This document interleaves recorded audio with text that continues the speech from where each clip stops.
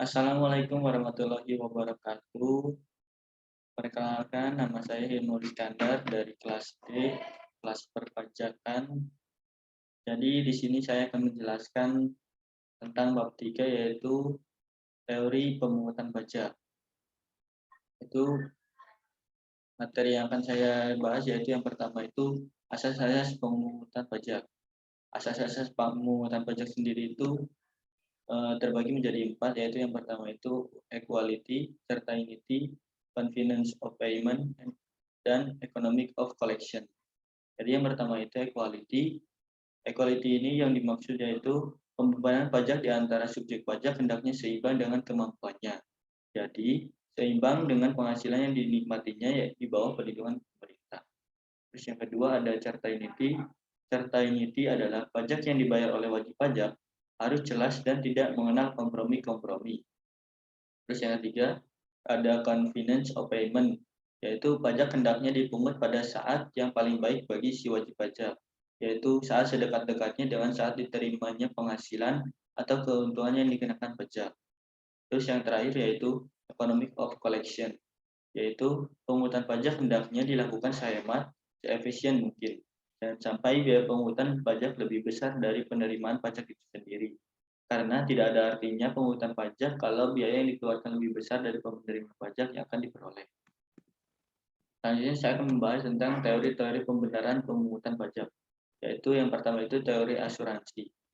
Negara dalam melaksanakan tugasnya mencakup pula melindungi jiwa raga dan harta benda perseorangan. Oleh karena itu, negara disamakan dengan perusahaan asuransi untuk mendapat perlindungan warga negara membayar pajak sebagai premi. Terus yang kedua adalah ada teori kepentingan. Menurut teori ini, pembayaran pajak mempunyai hubungan dengan kepentingan individu yang diperoleh oleh pekerjaan negara. Makin banyak individu mengenyam atau menikmati jasa dari pekerjaan pemerintah, makin banyak pula pajaknya. Terus yang ketiga itu ada teori daya pikul atau teori gaya pikul. Teori ini mengemukakan bahwa pungutan pajak harus sesuai dengan kekuatan membayar dari si wajib pajak atau individu. Jadi tekanan semua pajak-pajak harus sesuai dengan daya pikul si wajib pajak dan memperhatikan pada besarnya penghasilan dan kekayaan, juga pengeluaran belanja si wajib pajak tersebut. Terus yang keempat ada teori kewajiban mutlak atau teori bakti. Teori ini didasari paham organisasi negara yang mengajarkan bahwa negara sebagai organisasi mempunyai tugas untuk menyelenggarakan kepentingan umum. Terus yang kelima itu ada teori daya beli. Teori ini adalah teori modern. Teori ini tidak mempersoalkan asal mulanya negara memungut pajak, melainkan banyak melihat kepada efeknya dan memandang efek yang baik itu sebagai dasar keadilan. Teori-teori ini merupakan pemecahan atas dasar menyatakan keadilannya pemungutan pajak oleh negara, sehingga para ahli atau pemikir menanamkannya sebagai asas menurut falsafah hukum, yang dalam The Four Maxim termasuk maxim pertama. Selanjutnya saya akan membahas tentang syarat pembuatan undang-undang pajak. Yang pertama itu syarat keadilan. Syarat pemungutan pajak pada umumnya harus adil dan merata, yaitu dikenakan dengan orang-orang pribadi sebanding dengan kemampuannya untuk membayar pajak tersebut dan sesuai dengan manfaat yang diterimanya. Syarat keadilan dibagi menjadi dua, yaitu keadilan horizontal dan keadilan vertikal. Keadilan horizontal itu sendiri yaitu wajib pajak yang mempunyai kemampuan membayar sama harus dikenakan pajak yang sama. Yang kedua itu keadilan vertikal, wajib pajak mempunyai kemampuan membayar tidak sama harus dikenakan pajak yang tidak sama. Terus yang kedua itu syarat yuridis. Pemungutan pajak harus berdasarkan undang-undang karena bersifat memaksa. Hak dan kewajiban wajib pajak maupun petugas wajib pajak harus diatur di dalamnya. Pembayaran pajak harus seimbang dengan kekuatan atau kemampuan membayar si wajib pajak. Terus yang ketiga, syarat ekonomis.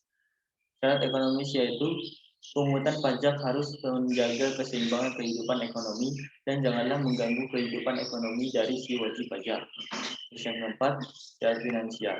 Sesuai dengan fungsi pajak sebagai sumber penerimaan negara, maka biaya pemungutan pajak tidak boleh terlalu besar. Dalam hal ini diartikan bahwa Biaya yang dikeluarkan untuk pemungutan atau penetapan pajak hendaknya lebih kecil daripada penerimaan pajak supaya ada penerimaan yang masuk ke kas negara atau daerah. Terus selanjutnya saya membahas tentang skala pemungutan pajak. Dalam pemungutan pajak, khususnya pajak penghasilan, dikenal 3 macam skala pajak, yaitu ada 3 macam. Yang pertama itu skala nyata, kedua skala fiktif, dan yang ketiga skala campuran. Skala nyata, menurut skala nyata, pengenaan pajak didasarkan pada objek atau penghasilan yang sungguh-sungguh diperoleh dalam setiap tahun pajak atau periode pajak.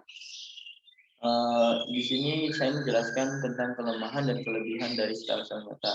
Kelemahannya itu adalah pemungutan pajak baru dapat dilakukan pada akhir tahun pajak atau periode pajak. Padahal pemerintah membutuhkan penerimaan pajak ini untuk membiayai pengeluaran sepanjang tahun yang tidak hanya pada akhir tahun saja. Sedangkan kelebihannya itu adalah besarnya pajak yang dipungut sesuai dengan besarnya pajak yang sesungguhnya terutang, karena pemungutan pajak dilakukan setelah tutup buku, sehingga penghasilan yang sesungguhnya telah diketahui. Lalu ada skala fiktif.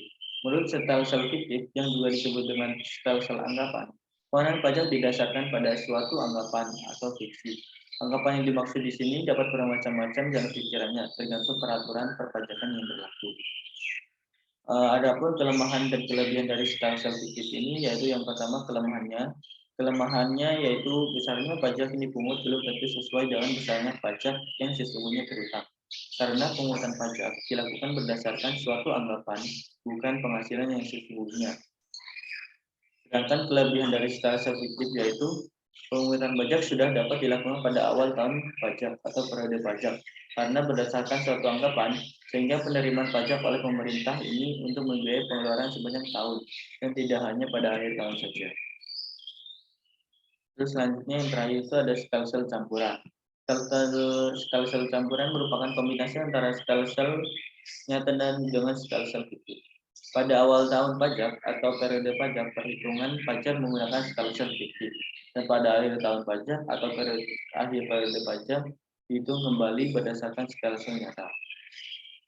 Adapun kelemahan dari skala campuran yaitu adanya tambahan pekerjaan administrasi, karena penghitungan pajak dilakukan 2 kali, yaitu pada awal dan akhir tahun pajak atau periode pajak.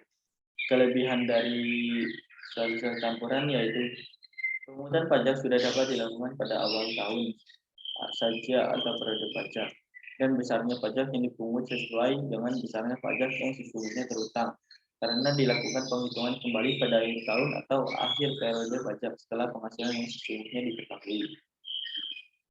Undang-Undang Pajak Penghasilan Indonesia mengenai skala campuran, di mana awal tahun pajak angsuran pajak berdasarkan besarnya pajak yang terutang pada surat pemberitahuan tahun sebelumnya. Kemudian pada akhir tahun dihitung kembali berdasarkan penghasilan yang sesungguhnya diperoleh pada tahun yang bersangkutan. Jika terdapat kekurangan, maka si wajib pajak harus melunasinya kekurangan pajak pembayaran pajak dalam jangka waktu yang telah ditentukan. Jangka waktu yang berlaku saat ini adalah tanggal 25 Maret setelah berakhirnya tahun pajak. Mungkin sekian dari saya. Bila ada kesalahan dan kata yang tidak berkenan, mohon dimaafkan. Assalamualaikum warahmatullahi wabarakatuh.